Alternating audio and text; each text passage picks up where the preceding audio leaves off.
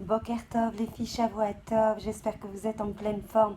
Bezrat Hashem et que vous profitez en famille de quelques jours de repos bien mérités, toujours dans la Torah, toujours dans la Kedusha, toujours dans la Tahara, toujours dans la joie d'être en proximité avec Akadosh Baruch Hu. Suite à vos sollicitations nombreuses sur quelques thématiques abordées sur l'éducation au centre en fait de nos problématiques, toujours en fait dans la logique de faire régner le shalom dans nos maisons, dans nos familles, pour pouvoir accueillir en fait Akadosh Baruch Hu, en attendant que le Beth Amikdash soit reconstruit, mamash bekarov, bekarov. On sent la situation, et je sais, je vous le dis tout le temps, mais impossible de ne pas voir les événements en fait se profiler, se mettre en place. Bezrat Hashem, qu'on puisse faire une tchouva shlema, une tchouva d'amour, une tchouva intense, une tchouva Bezrat Hashem de désir, d'exclusivité en fait, d'amour et de passion vis-à-vis d'Akadosh Baruch Hu, que l'on puisse mériter cette tchouva et que l'on puisse en fait avoir le mérite de cette Géoula Berachamim pour tout le Ham Israël, où qu'il puisse se trouver. Alors on va parler de l'insolence. On parle beaucoup d'insolence, et notamment dans la génération qui précède le Mashiach. On dit que la génération aura comme en fait la face du chien, comme pnei hakelev on dit. Et comment c'est possible que l'insolence, malgré tous nos principes d'éducation, persiste, résiste, et ce dans les meilleures familles, et ce avec les valeurs en fait les plus énoncées, les plus appliquées de la Torah. Il y a beaucoup de parents qui se plaignent de cette attitude extrêmement insolente des enfants à leur égard. Il s'agit d'un phénomène très grandissant qui ne fait que se développer et qui est particulièrement alarmant. Et ce problème en fait d'insolence va concerner les enfants de tout âge, même ceux qui étudient dans les meilleures écoles, même ceux qui vont dans les structures religieuses les plus classiques. Toutes leurs attitudes vont témoigner en fait de comportements très difficilement envisageables il y a à peine quelques décennies. Des fois en fait on va avoir des attitudes par rapport aux enseignants correctes, voire satisfaisants. Ils vont avoir de bonnes relations avec les camarades à l'extérieur, mais alors dans le foyer familial, le problème va se montrer, va être démontré, va être exprimé de manière extrêmement aiguë. À la maison, ces enfants peuvent paraître très tendus. Ils peuvent se disputer sans cesse avec leurs frères et sœurs et prennent l'habitude de s'exprimer avec leurs parents de manière extrêmement chutzpanite, de manière extrêmement insolente. Et malgré toutes les punitions, et ceux les plus rudes, il n'y a rien qui va les dissuader. Et les parents vont souffrir énormément de cette situation. Et qu'est-ce qui se passe ? Il va se passer en fait après, en répercussion, en chaîne, en écho, en résonance, des problèmes de Shalom Bayit extrêmement forts.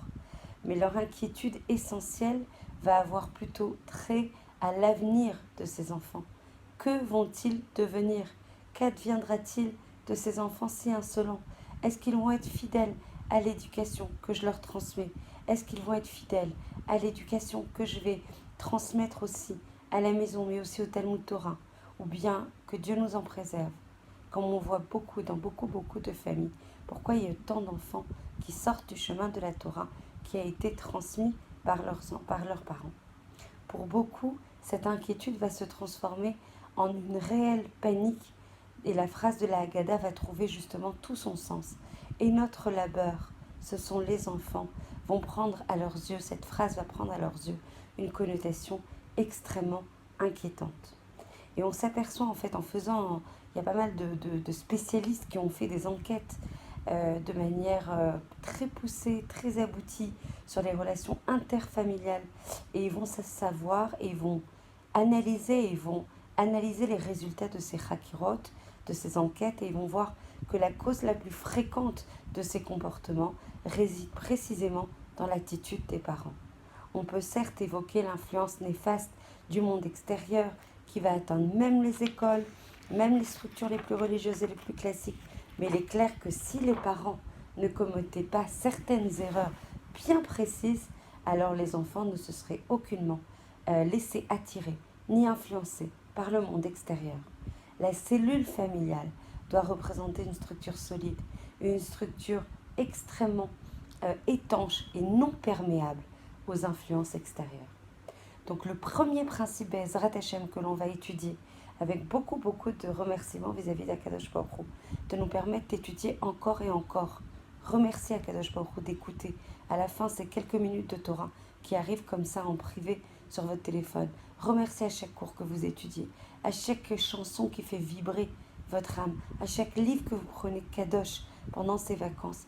Chaque fois que vous pouvez vous remplir en fait de la Torah, de la sainteté de la Torah, de la parole d'Hachem, de sa proximité. Remerciez, n'arrêtez jamais de remercier Akadosh Baruch Hu parce que c'est un zérout. Il y a plein de personnes qui malheureusement ne ressentent pas cette capacité à se remplir, ce manque d'Akadosh Baruch Hu. Remerciez, continuez, de façon à ce qu'Hachem vous envoie encore cette lumière, ce manque, ce désir, cette envie, Bezrat Hachem, d'étudier encore et encore. Donc en fait, le premier principe qu'on va étudier, c'est la cohérence dans la position des parents. Dans la Mishnah, dans Sanhedrin 71a, il est rapporté en fait l'avis de Rabbi Yehuda concernant le fils rebelle. Vous savez comment on appelle le fils rebelle? Le Ben Sorer ou Moré. D'après ce sage, d'après Rabbi Yehuda, cet enfant n'est déclaré coupable que si les parents ont une voix, une apparence et une taille identiques. Alors bien que le cas de Ben Sorer ou Moré, c'est-à-dire le fils rebelle, n'a pas d'application halakhique, on doit toutefois déduire un enseignement essentiel, fondamental, prérequis de cette Mishnah extrêmement édifiante. Le premier principe clé que l'on va étudier, Baruch Hashem, de l'éducation, c'est que les méthodes éducatives du père et de la maman doivent être strictement et essentiellement et absolument semblables.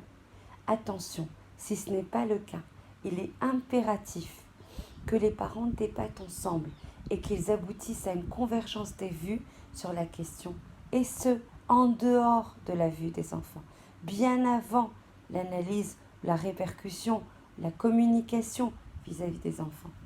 Il est inconcevable qu'un parent permette et que l'autre interdise, que l'un cède pendant que le second s'obstine, que l'un pardonne ou que l'autre punit. Le cas échéant, on court au désastre le plus ultime.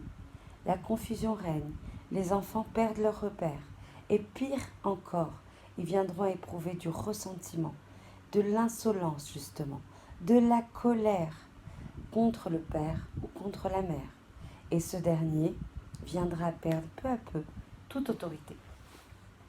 Deuxième principe corollaire plutôt que principe, deuxième principe, le principe corollaire, c'est celui qui va descendre de ce premier principe, avant de passer au deuxième, c'est que la Gemara, dans Sanhedrin 110b, dit qu'avec un enfant, la main gauche doit repousser, attention, et la main droite doit rapprocher. Cela signifie que lorsque la main gauche, elle repousse, elle doit le faire réellement, radicalement, réciproquement.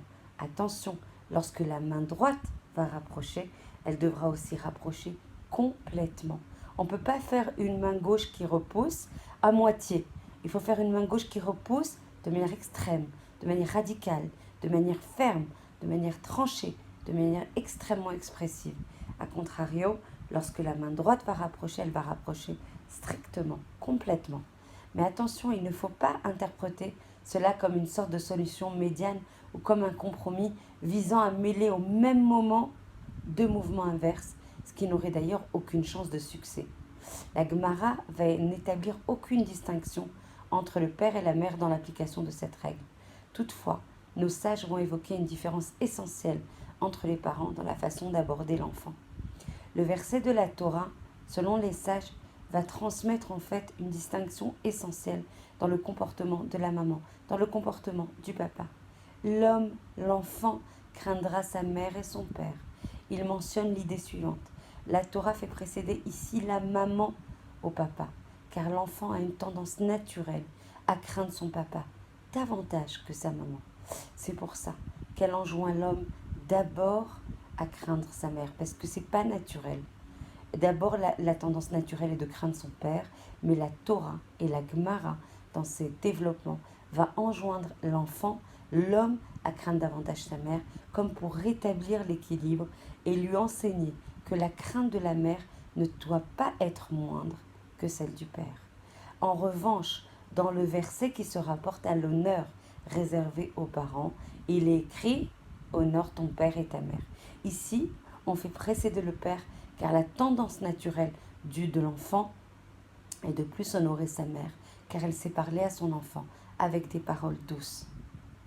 C'est pour cela que le verset fait précéder l'honneur dû au père parce que c'est plus naturel d'honorer sa mère.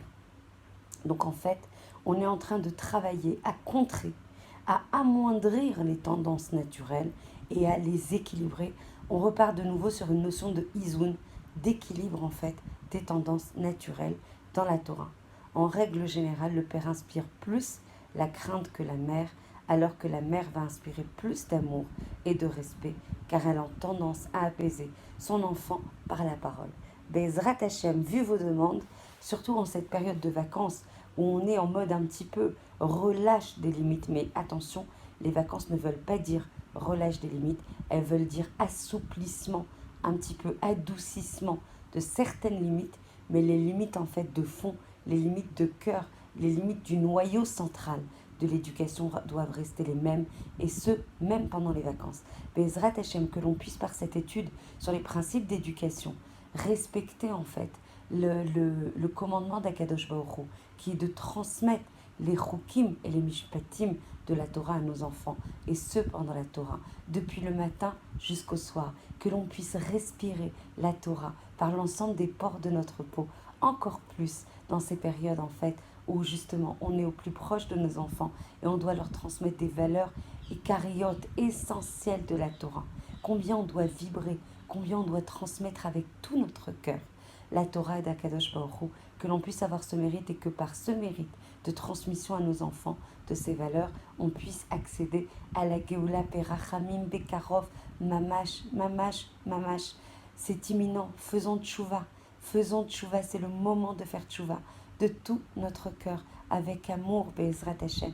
Et si ce n'est avec amour, démarrons par la crainte des événements qui se précisent devant nos yeux, vraiment à nos portes en Israël et partout dans le monde. Faisons tchouva, battons les cartes tant qu'il est encore temps, Bezrat Hashem, et qu'on puisse par ce mérite mettre la balance positive de la protection, Bezrat Hashem, du Ham Israël. Je vous embrasse très très fort, je vous souhaite une très très belle journée.